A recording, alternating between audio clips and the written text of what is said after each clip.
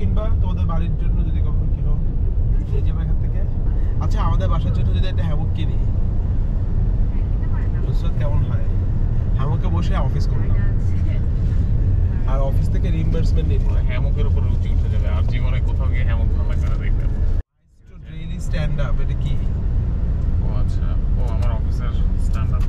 তুমি এখন অফিসের জিনিসগুলো দেখে মানে একটা ঐতিহাসিক মজা পাবো। আসলে আরে এখন স্ট্যান্ড আপ শুরু হয়েছে মাত্র, হয়েছে সেই মানে আমার সকালের ফার্স্ট মিটিং।